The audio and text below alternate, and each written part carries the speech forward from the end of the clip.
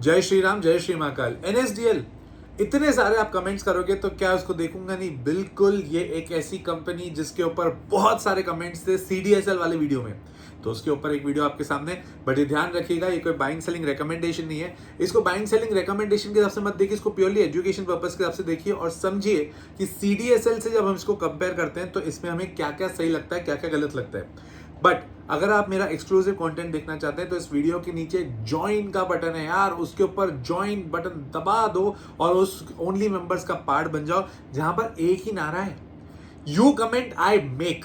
मैं हर वीडियो में 8-8, 10-10 company analyse कर रहा हूं और वहां पर भरपूर वीडियोस डाल रहा हूं ताकि आपके जो कमेंट्स है वो खाली ना जाए। तो अब आ जाते हैं हम लोग पहले सीडीएसएल के ऊपर, एनएसडीएल के ऊपर। एनएसडीएल के अभी रिसेंटली रिजल्ट्स आए मार्च 26 क्वार्टर के। अगर मैं रिजल्ट वाइज देखूं ना तो रिजल्ट तो देखो अच्छे हैं, रिजल्ट में मेरे को बुराई तो नहीं दिख रही है। मार्च 25 क्वार्टर से कंपेयर करूं तो 395 करोड़ का टर्नओवर था, वो बढ़ के हो गया रेवेन्यू 487 करोड़ का, 20% से बढ़ा, ठीक है, बढ़िया है। ऑपरेटिंग मार्जिन कंपेरेटिवली थोड़ा कम हुआ है, पहले 100 रुपए पर 25 रुपए कमा रहे थे, अब 100 रुपए पे 22 रुपए कमा रहे थे। This is not a positive sign ना। आपके बिजनेस में से अगर आपका जो रेवेन्यू पार्ट का प्रॉफिट वाला पार्ट है वो अगर कम हो जाता है, it is not a positive sign, जिसको कई हद तक इसको मार्केट में उसका रिएक्शन देखना भी पड़ा है। अगर मैं प्रॉफिट आफ्टर टैक्स की बात करूं तो वो बढ़ा है, 83 करोड़ से बढ़कर 90 करोड़ तक हुआ है। मैं दिसंबर क्वार्टर को कंपेयर करता हूं मार्च क्वार्टर से, क्योंकि ये जो बिजनेस है सीजनल बिजनेस नहीं है, राइट। तो 394 करोड़ का टर्नओवर बढ़ के 487 हुआ, ठीक है, ये तो वही 20% से बढ़ा।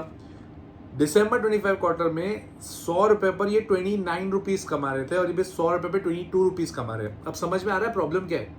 सी, आप जब बिजनेस करते हो ना, तो बिजनेस करते करते अगर आपके बिजनेस में टर्नओवर बढ़ रहा है, मार्जिन घट रहा है, तो कोई भी इन्वेस्टर आपके पास बिजनेस करने में सोचेगा। तो यहां पर भी इसको जो हिट मिल रहा है वो इसी चक्कर में मिल रहा है। दिसंबर क्वार्टर में 90 करोड़ का प्रॉफिट था, अभी भी 90 करोड़ का ही है। तो देखो, रिजल्ट्स बहुत बढ़िया नहीं है, जिसके कारण एक हिट दिख रहा है मार्केट में। अब क्योंकि साल भी कंप्लीट हो गया तो इसको सालाना भी अपन कंपेयर कर लें 25 और 26 से। 1535 करोड़ का रेवेन्यू अब हुआ है 1530 करोड़ का, मतलब 5 करोड़ 1500 करोड़ में 5 करोड़ की वैल्यू इतनी होती नहीं है, ग्रोथ नहीं हुई है। अब एक बात बताओ, आप कंपनी में इन्वेस्ट क्यों करते हो? कंपनी में इन्वेस्ट इसलिए करते हो ना ताकि आपको ग्रोथ मिले, ग्रोथ ही नहीं है। तो फिर एक प्रॉब्लम बनी।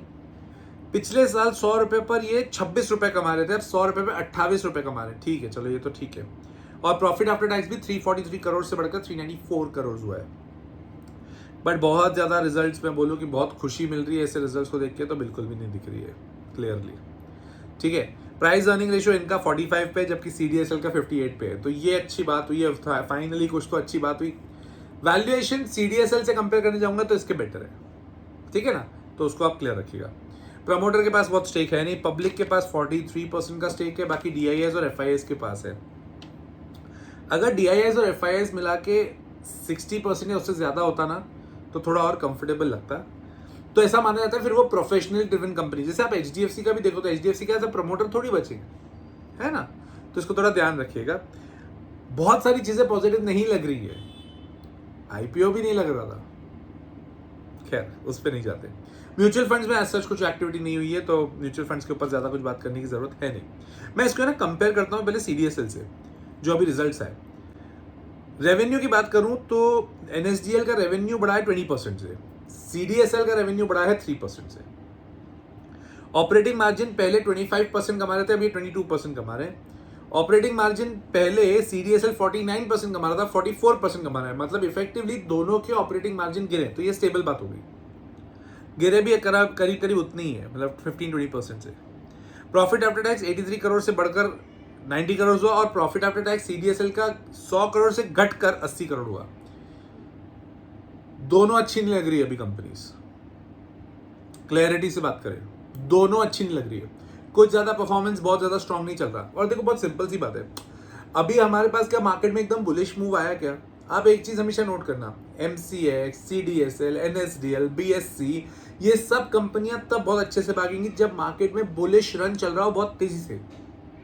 जहां पे मार्केट रुका, जहां पे मार्केट में ठंडी आई नहीं बोलना चाहिए, ठंडी आई, वहां पे इनका बिजनेस कम होगा, सिंपल सी बात भी है। आ जाए इनके पास में न्यूज जो है, आईसीआईसीआई सिक्योरिटीज ने बोला एनएसडीएल को होल्ड करो 840 तक के लिए। फॉलिंग नाइफ है भाई, फॉलिंग नाइफ है, ये ध्यान रखना, ठीक है। CDSL के लिए कहा है नुवामा ने 1280 तक होल्ड करना। अब यार देखो, दोनों के लिए कुछ पॉजिटिव नहीं आ रहा है। अब दोनों के लिए अगर पॉजिटिव नहीं आ रहा है तो फिर हम कैसे डालेंगे ना इसमें पैसे, ठीक है। कैश फ्लोज की बात कर लेते हैं। कैश फ्लोज में इन्वेस्टिंग एक्टिविटी में इन्होंने डाले हैं -502, मतलब कि इन्वेस्टिंग में 502 माइनस है, मतलब they are actually investing somewhere. तो कहीं ना कहीं इन टेक्नोलॉजी पे इन्वेस्ट कर रहे होंगे, कहीं ना कहीं अलग लेवल पे इन्वेस्ट कर रहे होंगे, that's a good point. Operating activity से 558 करोड़ का पैसा आया है, गुड, ठीक है, मतलब बिजनेस से पैसा तो आ रहा है, आना भी चाहिए था, इनका धंधा क्या है। हाँ, धंधा क्या है, अगला पॉइंट वही है। फाइनेंशियल्स की बात कर, फाइनेंसिंग एक्टिविटी से -10, मतलब कि इन्होंने लोन का रीपेमेंट किया था, तो इससे बहुत ज्यादा फर्क नहीं पड़ता। बिजनेस क्या है इनका, डिपॉजिटरी सर्विसेज जैसे CDSL है वैसे ये भी है। डीमैट अकाउंट का मेंटेनेंस करते हैं, ट्रांजैक्शन फीस लेते हैं, कस्टडी की फीस लेते हैं। इंस्टीट्यूशनल डोमिनेंस है इनके पास में, तो ठीक है, मतलब यार दो ही तो प्लेयर्स हैं यार, अब उसमें डोमिनेंस क्या। डेटाबेस एंड ई-कॉमर्स, मतलब KYC, जैसे CDSL की KYC की अलग कंपनी थी ना, ये इसी में ही कर देगा, और पेमेंट बैंक भी है। देखो फंडामेंटली अगर मैं बात करूं तो अभी क्वार्टरली रिजल्ट्स में आपको मजा नहीं आएगा। बिजनेस वाइज बात करूं तो इस सेगमेंट में है ही दो कंपनियां, CDSL NSDL। आपको लगता है कि मार्केट बहुत बुलिश है तो इन कंपनीज के ऊपर फोकस करो, क्योंकि अगर मार्केट बेरिश होता है या मार्केट स्टैग्नेंट होता है तो लोग ट्रांजैक्शन नहीं करेंगे। जब तक ट्रांजैक्शन नहीं करेंगे इनको वैसा पैसा मिलना नहीं, ठीक है ना। तो अगर आपको लगता है 2026 में मार्केट ऐसे ही चलेगा आराम से, मतलब 22,000 से लेकर 24,000 के बीच में घूमता रहेगा, ऐसे झूलता रहेगा, तो इन कंपनीज में आपको अगले 2-3 क्वार्टर में अच्छे रिजल्ट्स नहीं मिलेंगे, ठीक है। अगर आप इतना डिटेल में सीखना भी चाहते हो, टेक्निकल भी सीखना चाहते हो, फंडामेंटल भी सीखना चाहते हो, तो आपको पता है मेरा कोर्स है द लॉजिकल इन्वेस्टर। 15 मई वाली जो बैच है वो क्लोज हो चुकी है, अब 15 जून वाली बैच चालू होनी है। तो अगर आप चाहते हो तो स्क्रीन पे आपके पास नंबर है, उस पर रजिस्टर करा लो। मैं एज ऑफ नाउ NSDL में इन्वेस्टेड नहीं हूँ, मैं CDSL में थोड़ा बहुत इन्वेस्टेड हूँ। I was looking for the opportunity, but अभी मार्केट लग नहीं रहा, क्योंकि अभी मार्केट 2026 का आउटलुक हम लोगों ने जनवरी में बात कर ली थी, बहुत ज्यादा स्ट्रॉन्ग नहीं दिख रहा था, आपको मैंने बताया क्लियरली। तो अब वो स्ट्रॉन्ग नहीं दिख रहा तो इनका भी बिजनेस इतना स्ट्रॉन्ग नहीं होगा। CDSL इसलिए ले रखा है कि यार ये सेगमेंट का ऐसा मिस नहीं कर सकता हूं मैं, तो ये मेरा डिसीजन है। आपको अपने फाइनेंशियल कंसल्टेंट से बात करके डिसीजन लेना है, मेरे डिसीजन पे मत आना, ठीक है। और कमेंट करके बताना और कौन सी कंपनी पे डिटेल वीडियो चाहिए। जैसे CDSL ने आपने इतने कमेंट किए थे इसके ऊपर, तो वीडियो तो बनना जरूरी था, बना भी दिया। मिलता हूं मैं अगले वीडियो में, टिल देन जय श्री राम, जय श्री महाकाल।